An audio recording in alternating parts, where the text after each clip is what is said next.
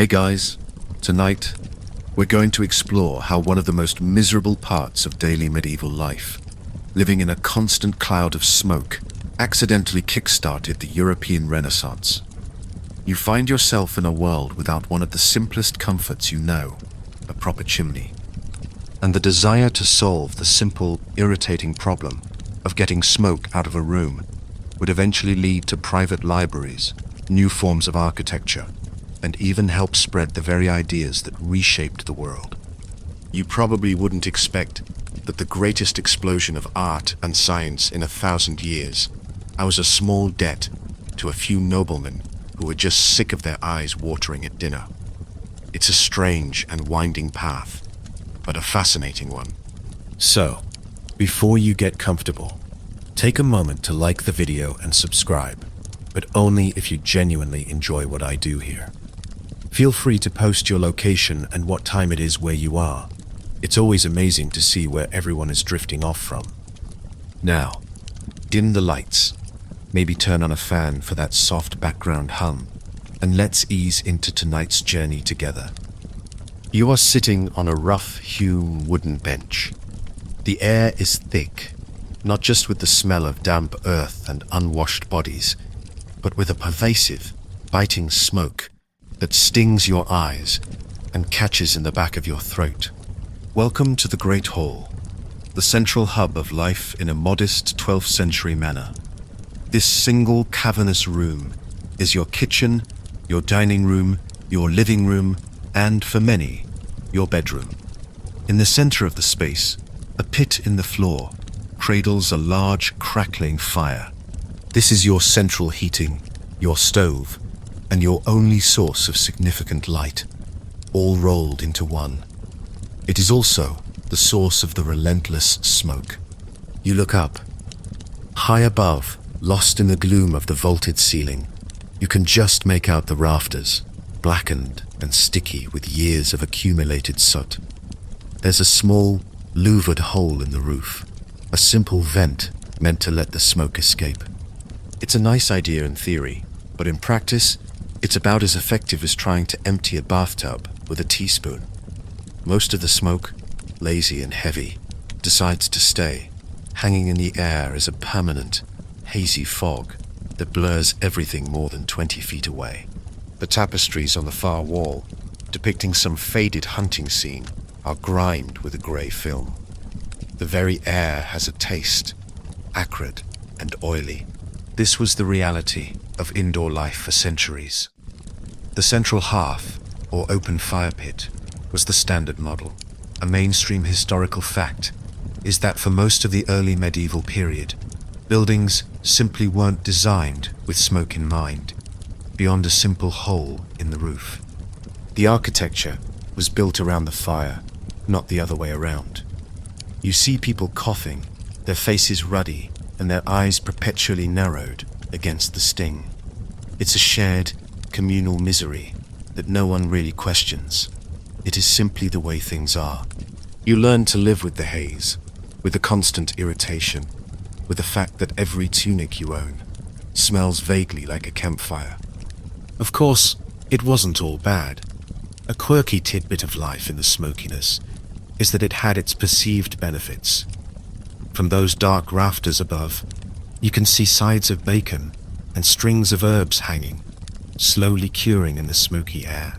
The thick haze was believed to be a fantastic preservative, keeping the meat from spoiling and even warding off insects and other pests, who, funnily enough, disliked the terrible air quality as much as the humans. So, in a way, your terrible indoor pollution was also your pantry and your pest control. Historians still argue whether the constant, lifelong exposure to wood smoke led to chronic respiratory diseases being the norm, or if, through generations, people developed a kind of grim, functional tolerance to it all. But tolerance only goes so far. You find yourself watching the lord of the manor at the high table, set on a raised platform at one end of the hall. He's a man of some importance, dressed in finer wool than anyone else, but the smoke is a great equalizer.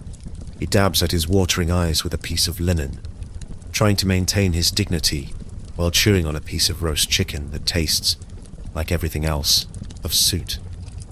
He glances up at the blackened rafters, then at the expensive, grime-covered tapestry his wife brought as part of her dowry. You can see a flicker of deep, profound annoyance in his expression. This is his castle, his hall, his feast, and he can barely see it, let alone enjoy it. He wants warmth and light, but he is tired of paying the price of living in a perpetual barbecue. That look on his face, that moment of quiet frustration, is the connecting thread. It is the tiny, almost invisible flutter of a butterfly's wings, a noble's simple wish for a less smoky dinner. That flicker of annoyance you saw in the Lord's eyes doesn't just fade away after the meal. It settles and becomes a quiet obsession. Remember that, Lord? Trying to enjoy his feast in a room filled with smoke. He is now at the center of our story. In the weeks that follow, you see him walking through his own great hall, not as a master of his domain, but as a critic. He runs a finger along a wooden support beam and shows his wife the black, greasy soot that comes away. He points out how the vibrant colors in his battle pennants have turned to muted shades of gray and brown. He complains that the expensive wine he imports from Gascony tastes of little more than ash. He is, for all intents and purposes, a man who has become fed up with the status quo. His personal comfort has become a political project. This isn't just a passing mood. Our Lord is in the process of planning a new, grander stone keep to replace his aging timber and earth manor. He spends hours with his master mason, a man named Jean, whose hands are calloused from the stone, but whose mind is sharp. A mainstream historical fact worth remembering is that master masons during this period were the rock stars of the construction world. They were not just laborers, they were the architects, engineers, and project managers all in one, holding complex geometric knowledge in their heads that was often a closely guarded secret of their guild. To build a castle, you didn't just hire a crew, you hired a master mason, and you listened to him. Usually, you find yourself present for one of their planning sessions. A large sheet of parchment is unrolled on the table, showing the familiar layout of a great hall. Jean, the mason, points with a charcoal stick to the center of the room. "The hearth will go here, my lord," he says, his voice thick with the Norman accent. As is right and proper. With a good vent in the roof, we can... "No," the Lord interrupts. It's a quiet word, but it hangs in the air with the weight of a dropped stone. Jean looks up, confused. The Lord leans forward, his face intense. "I will not have another smoke-filled room, Jean. I will not have my new tapestries ruined. I want the fire, but I do not want the smoke. Not in the hall. This is a truly baffling request. It's like asking for a boat that doesn't touch the water." Jean tries to explain that the smoke is simply the price of the fire. It is a law of nature. But the Lord is relentless. He wants a solution. This leads to a quirky and revealing aspect of the medieval mindset, a deep-seated fear of drafts. Many people genuinely believed that illness, from a common cold to the plague itself, was carried on bad air that could sneak in through any uncontrolled opening in a wall. The idea of deliberately creating a large hole low down in the wall to let smoke out would have seemed like sending a written invitation to every demon and disease in the region. So, the problem isn't just technical, it's philosophical. John, the mason, is caught between his lord's impossible demand and centuries of tradition. He argues, he gestures, he explains the risks of an open flame too close to a wall. But the Lord is adamant. "Find a way," he commands. I want to be able to see the other end of my hole. I want my guests to breathe. I want to build a chamber for my wife and myself above the great hall, and that cannot happen if smoke fills the entire building. This is the first hint of a much bigger change. The desire for a cleaner whole is tied to a new desire for privacy and a different way of living. Historians still argue whether these early architectural changes were driven more by this nascent desire for personal comfort or by the ever-present need for a lord to display his wealth and advanced thinking. Was this about clean air, or was it about showing off that you could afford a home with essentially a new and expensive feature no one else had? Frustrated, but bound by his contract, Jean spends days sketching, thinking, pacing the grounds of the new construction site. He looks at the thick, solid stone walls being built. He thinks about the flow of heat and air. He remembers the Lord's words, the fire, but not the smoke.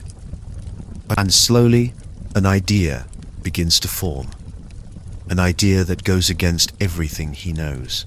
The connecting thread is a shift in his thinking. What if the smoke didn't have to go up through the middle of the room? What if the hearth wasn't a pit in the floor at all? What if you could press the fire right up against the stone of the outer wall, and then, somehow, guide the smoke upwards through a channel hidden within the masonry itself? It's a radical, strange, and perhaps brilliant thought. You are now standing in what feels like a stone skeleton. The new keep is rising from the earth, and the air smells of damp soil, cut timber, and wet mortar. Remember the mason, Jean, and his strange new idea born of his lord's frustration. You are now watching that idea take physical form. The masons aren't just building a wall. They are performing a kind of stone surgery.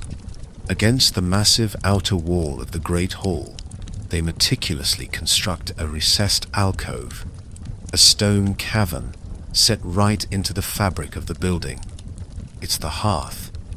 Above it, they leave a hollow channel, a square-shaped tunnel of air running vertically through feet of solid rock.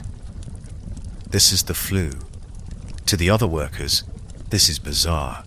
They're used to building solid, impenetrable walls.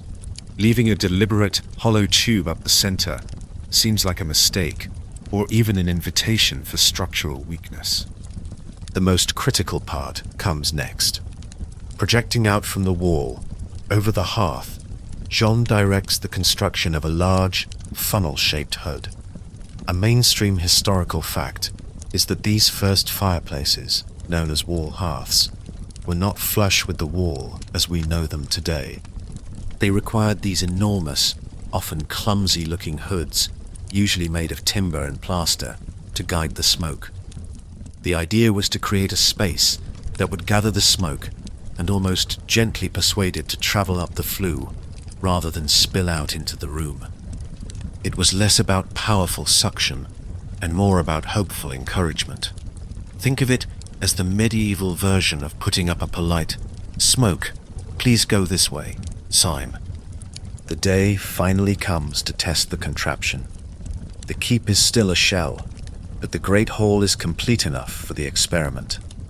The Lord is there, of course, looking nervous and impatient. His wife stands beside him, her expression a perfect blend of hope and skepticism. John, the master mason, tries to look confident, but you can see him nervously wiping his dusty hands on his tunic. He has staked his reputation on this. The other masons and carpenters have gathered at a safe distance, whispering and making little jokes. It's the biggest event of the construction project. A servant carefully lays wood inside the new stone hearth and lights it.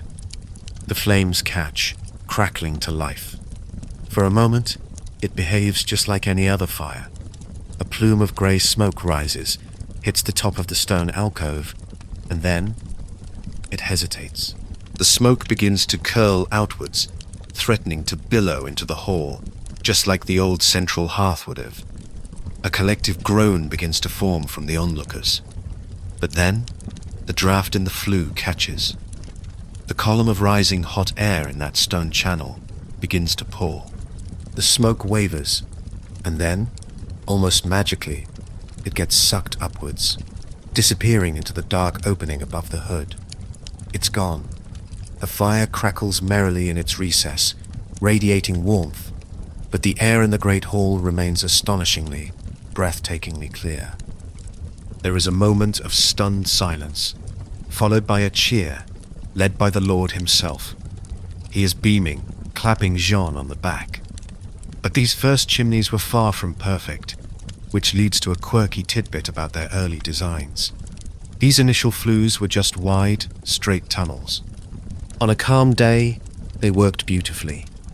But on a windy day, a sudden downdraft could be catastrophic, blasting a cannonball of soot and smoke back down the flue and into the room, creating a bigger, more concentrated mess than ever before.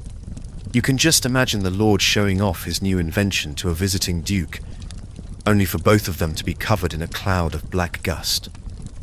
I wanted to do it.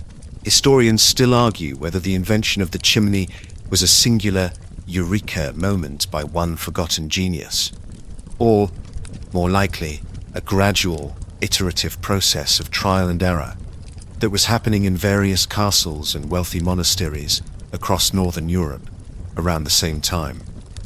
But for now, in this hall, it is a triumph. The Lord walks to the far end of the room and looks back at the fire, a bright, contained jewel of warmth in the wall. He can see it perfectly. He takes a deep, clean breath. He has his fire without his smoke. As he stands there, soaking in his victory, you see him tilt his head back, looking up at the high, dark ceiling. John follows his gaze. The connecting thread to what comes next is spoken in a quiet, thoughtful voice by the mason himself. "My lord," John says, "now that the smoke is gone from this floor, there is nothing stopping us from building a proper ceiling right here, and then building another room on top of it."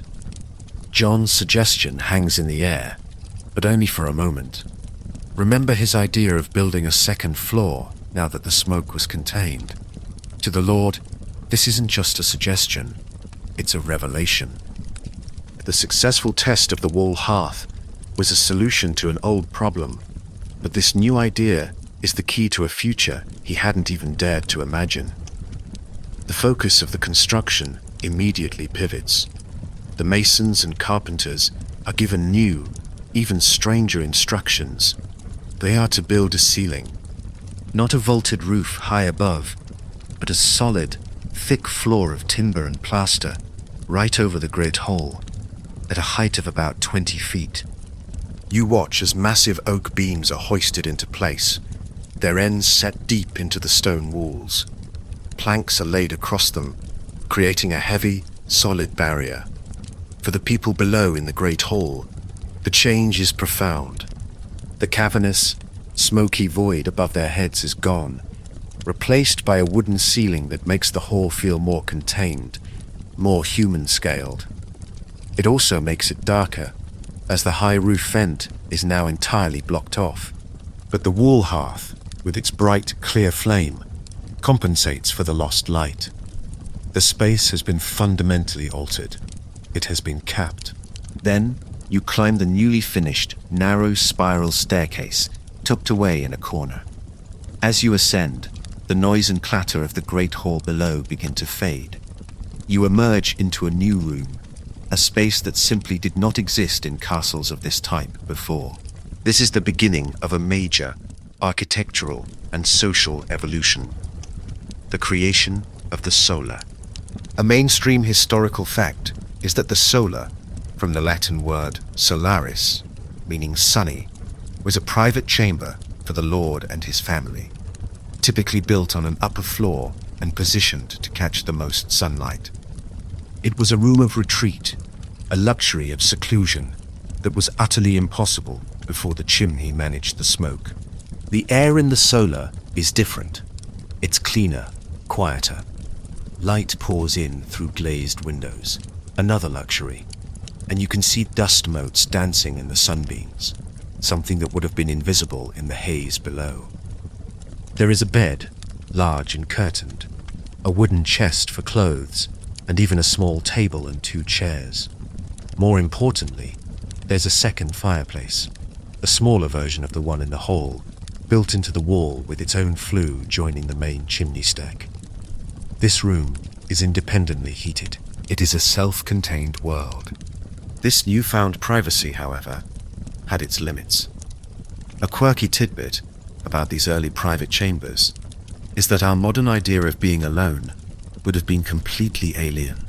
The Lord and Lady might have had the solar to themselves, but it was almost certain that 1 or 2 trusted servants, usually personal maids or squires, would still sleep on a pallet on the floor at the foot of their bed.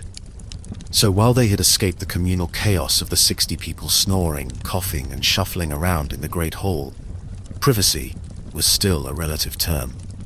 It was like upgrading from a public dorm to a room with only a couple of very quiet roommates. Still, the change is revolutionary. Downstairs is for public life, for holding court, for feasting with retainers. Upstairs is for private life. It's here the Lord can speak with his wife without being overheard. It's here they can retire from the noise and smells of the hall.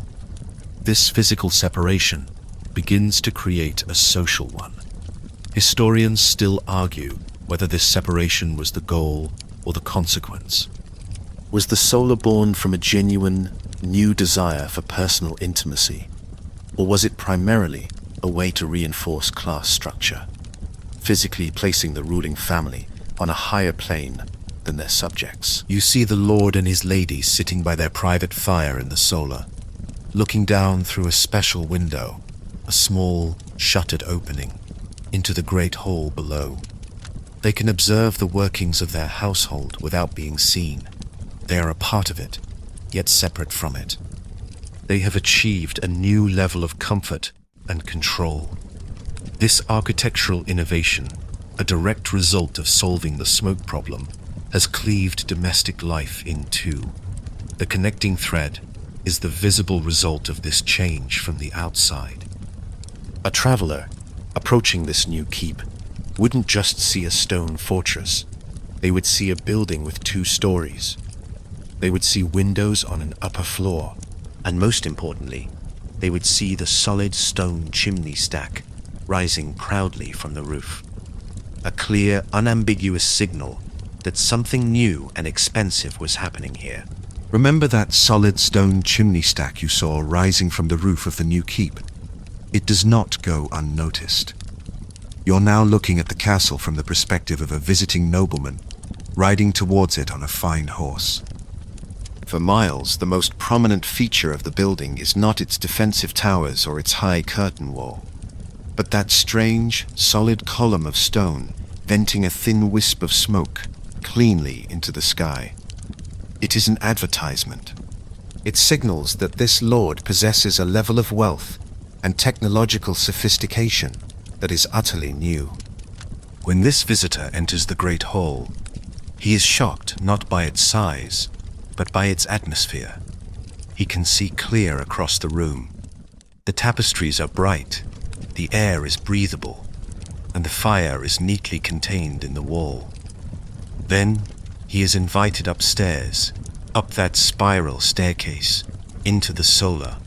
He feels the warmth of a private fire, sees the light from the clean windows, and experiences a level of domestic comfort he never knew was possible.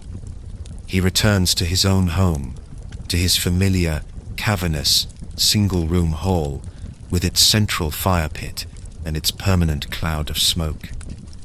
And suddenly, his own castle feels antiquated, dirty, and profoundly uncomfortable. The seed of envy has been planted. The chimney is no longer just a clever piece of engineering. It has become the ultimate status symbol of the 13th and 14th centuries.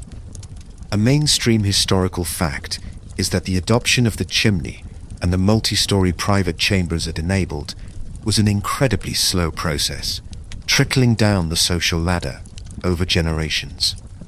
First, It was the kings and the highest-ranking dukes. Then, the lesser barons and knights, like our original lord. It took another century or more before they became common in the manor houses of the gentry and, eventually, in the large townhouses of wealthy wool merchants and bankers. For a very long time, to have a chimney was to announce to the world that you were at the cutting edge of wealth and style. You witnessed the consequence of this envy. Lords begin commissioning new wings for their castles, or even tearing down old halls, with the primary goal of incorporating this new technology. Build me a hall, like Lord Henry's. They command their masons, with a proper hearth in the wall and chambers above, and make sure the chimney stack is taller than his. It becomes a kind of architectural competition, a way of keeping up with the Joneses, medieval style. This obsession with the chimney as a symbol of status leads to some wonderfully quirky human behavior. In later centuries, particularly in places like Tudor England, governments would sometimes levy a chimney tax, where a household's tax burden was calculated based on the number of chimneys it had. This, in turn, led to some aspirational but less than honest homeowners adding fake, non-functional chimney stacks to their roofs. They couldn't afford the actual fireplace and the structural changes, but they could afford to build a hollow stack on the roof to project an image of wealth. It was a bizarre form of architectural vanity, proving that caring about appearances is timeless. This shift dramatically altered the social fabric of the noble household. The old great hall was a communal space where the lord, his family, his knights, and his servants all ate and often slept in one noisy, smoky, but unified group. The chimney, by creating the private solar, literally broke that group apart. Historians still argue whether the chimney's greatest impact was the improvement of health and domestic comfort, or if its more significant role was in fragmenting the communal household and creating a much more stratified and physically separate class structure within the home. The lord was no longer just first among equals in the hall. He was now above them in every sense of the word. As you contemplate this change, you find yourself back in that quiet, warm solar. The fire crackles in the hearth. The evening light is fading, but the room is cozy and calm. The connecting thread to the next great change is not about the architecture itself, but about what it allows. Think of the activities that are impossible in a loud, dark, smoky hall. Reading a book with delicate handwritten script, studying a map, writing a letter. These are tasks that require quiet, good light, and concentration. In the Great Hall, it was impossible. But here, in this warm, private, smoke-free room, for the first time, it is. This chamber was built for comfort, but it will soon become a crucible for thought. That quiet, warm room, the one built for a lord's comfort, finds its most revolutionary purpose in an entirely different setting. Your journey now takes you from the stone keep of a nobleman to the cloistered walls of a wealthy Benedictine monastery. For centuries, these monasteries were the intellectual powerhouses of Europe.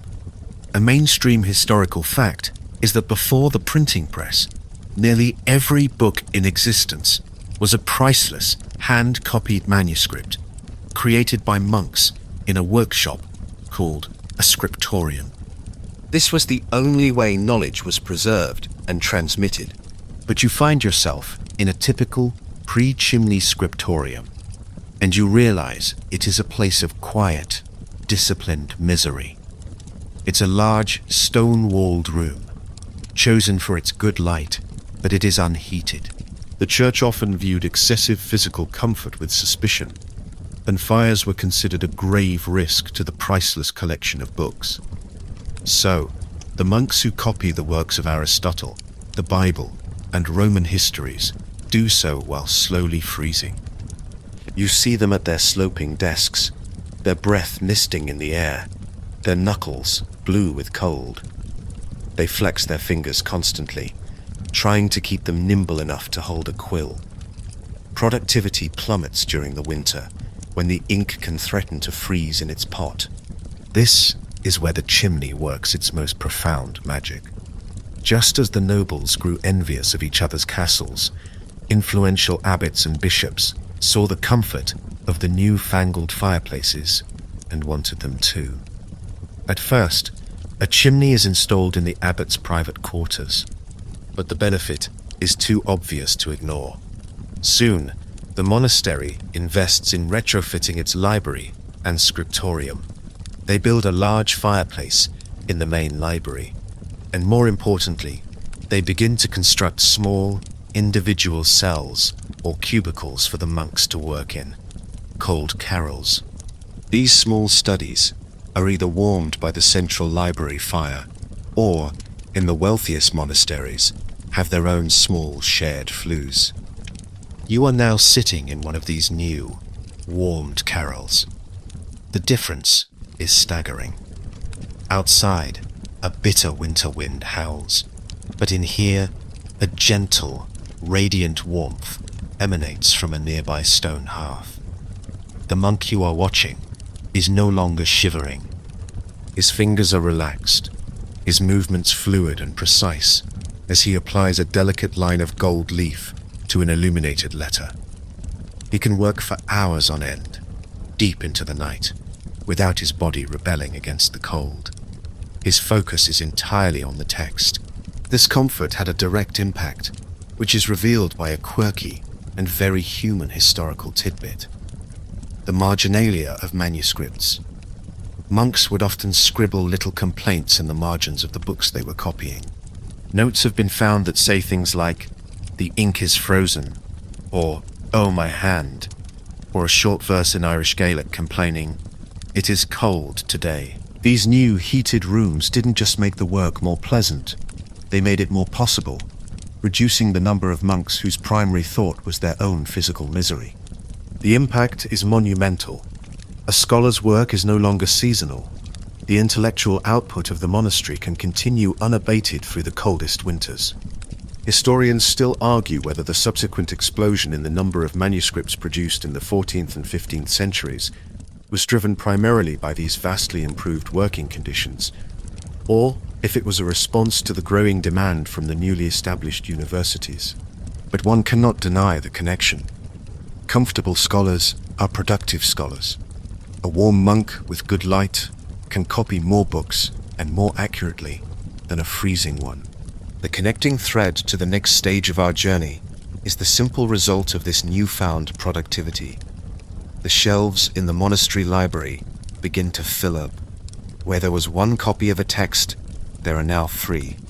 Where there was a single scholar composing his own thoughts, there are now several, working year-round. More letters are written to scholars in other monasteries, sharing ideas and debating theories. A critical mass of knowledge is building. For now, it is mostly contained within the stone walls of these isolated communities. But this growing collection of paper and parchment, this expanding universe of recorded thought, made possible by the simple act of warming a room, is building pressure. It is an intellectual reservoir, filling up and waiting for a way to be released to the wider world. That intellectual reservoir, the one we saw filling up behind the monastery walls thanks to our warm and productive monks, can only be contained for so long. Knowledge, by its very nature, wants to be free. Your journey now takes you out of the quiet cloister and into the noisy, muddy, and vibrant streets of a 14th century university town like Padua or Paris. The atmosphere here is electric, a stark contrast to the meditative silence of the scriptorium. Here, knowledge isn't just being preserved, it's being argued about, in taverns, debated in lecture halls, and, most importantly, bought and sold. This is the next critical link in our chain: the rise of the secular university. A mainstream historical fact is that from the 12th century onwards, These new institutions emerged as powerful centers of learning, independent of direct monastic control.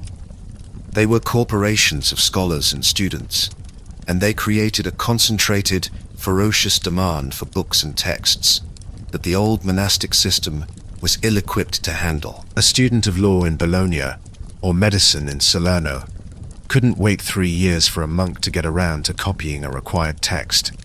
He needed it for next week's lecture. This demand created a new industry.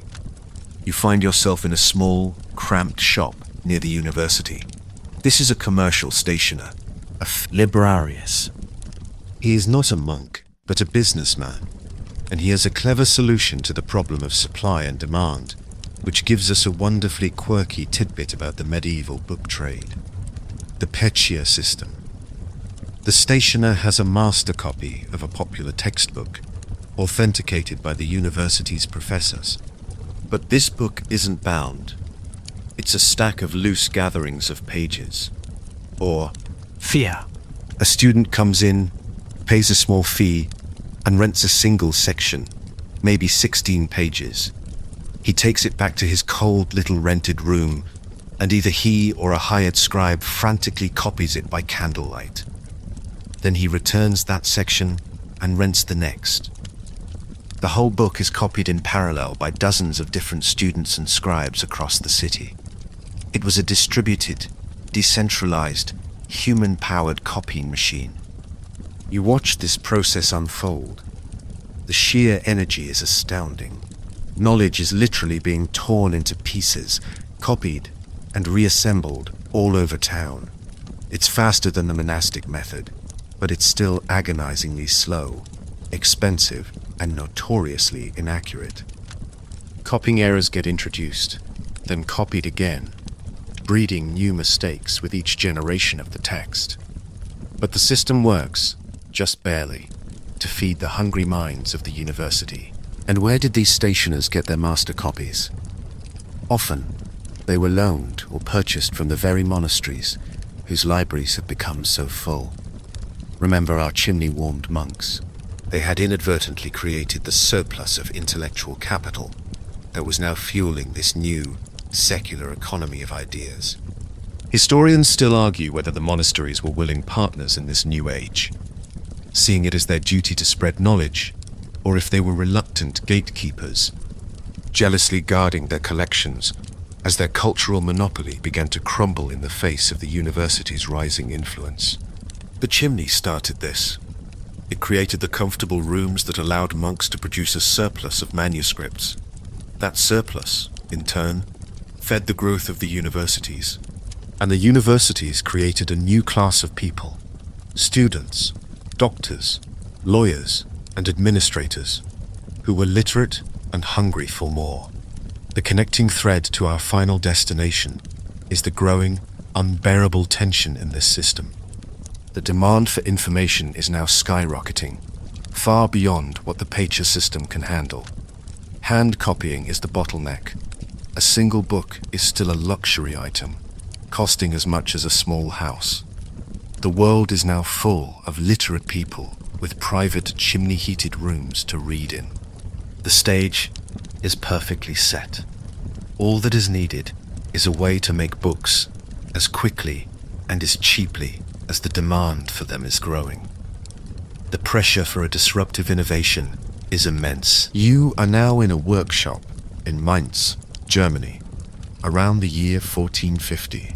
The tension you felt at the end of the last section, that desperate, global need for a faster way to share information, is about to be resolved. This workshop doesn't smell of stone dust or old parchment.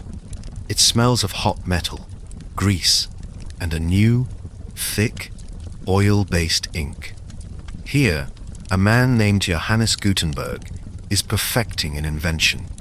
This is the mainstream historical fact that stands at the very center of our story's climax: the creation of the movable type printing press. It wasn't a single invention, so much as a masterful combination of existing technologies. The screw press used for making wine, the metallurgical knowledge of casting metal letters, and the development of an ink that would stick to type but transfer cleanly to paper. You watch as Gutenberg and his assistants work. They arrange tiny, individual letters made of a lead alloy into a frame, spelling out a line of text. They lock the frame into place on the bed of the press, ink the letters with a soft leather ball, lay a sheet of paper on top, and then, with a powerful turn of a large wooden screw, they press the paper onto the type. They release the screw, peel back the paper, and there it is. A full page of flawless, uniform text, created in less than a minute. You think back to the freezing monk, whose work it would have taken a full day to produce the same result, with an aching back and ink-stained fingers. The game has just been irrevocably changed. And here, in this moment, we can finally trace the entire improbable journey from start to finish. Remember our fussy lord in his smoky hall, sick of his tapestries being ruined. His simple, selfish desire for comfort led to the first chimney. That chimney, by clearing the smoke, made it possible to build a second story, the private, heated solar. These new, comfortable rooms spread to monasteries, allowing scholars and monks to work year-round, dramatically increasing the number of copied manuscripts. This surplus of knowledge fueled the rise of universities and created a new, literate class of people outside the church. This new class, in turn, created a booming but inefficient market for hand-copied books, causing a knowledge bottleneck. And Gutenberg, standing here in his workshop, is not just an inventor. He is the man providing the solution to the exact cultural and economic problem that the chimneys set in motion 3 centuries earlier. The first books that came off this press are a testament to this transition. A quirky and telling detail is that many early printed books, including Gutenberg's famous Bible, were printed with blank spaces left for the first letter of each chapter. The text itself was mechanical and perfect, but a monastery would buy the book and then hire a traditional artist, an illuminator, to hand-paint a beautiful, ornate capital letter in that blank space. It was a bridge between 2 worlds, the old, slow, manual craft of the scriptorium and the new, fast, mechanical age of the press. With the advent of cheap, plentiful books, the world transforms. Martin Luther's 95 Theses, Copernicus's theories on the solar system, forgotten Greek philosophies. Ideas can now be reproduced by the thousands and spread across Europe in weeks, not centuries. The old gatekeepers of information, the church, the nobility, can no longer control the flow of knowledge. The Renaissance, the Reformation, the scientific revolution, all are supercharged by this sudden, unprecedented access to information. Historians still argue whether the printing press was the direct cause of these world-changing movements, or simply a powerful accelerant for a cultural fire that had already started. But either way, the fire was now an inferno. The hurricane had arrived, and it all began with the flutter of a butterfly's wings. The simple, human desire of one man to eat his dinner in a room that wasn't filled with choking, blinding smoke. And so, our long journey comes to its quiet end. We started in the dark, communal haze of a medieval hall, feeling the sting of smoke in our eyes. We watched a simple, selfish wish for comfort lead to a new kind of wall, a new kind of room, and a new way of living. We saw how that small change created the cozy spaces for scholars to work, filling the world with knowledge that it couldn't yet share. And we saw how that pressure eventually found its release in the clanking of a press, an invention that would reshape the very fabric of human thought. It is a strange and meandering path that history walks, a path where the grandest of revolutions can have the quietest, most humble beginnings. The desire for a clean breath can lead to a new philosophy. The wish for a warm room can spark a scientific age. The threads that connect these moments are so fine, so easily missed, stretching across centuries. But they are there. As you settle deeper now into your own warmth, your own quiet comfort, let the images of the journey gently fade. The smoky hall, the glowing hearth, the scholar's candle, the turning press. They are all just parts of a story now, a soft echo from the past. There is nothing more to figure out, nothing more to see. The path has been walked, the connections have been made. All that is left now is to let the story dissolve into the stillness of the night, allowing your mind to drift peacefully on the slow, gentle current of your own breathing. Just rest.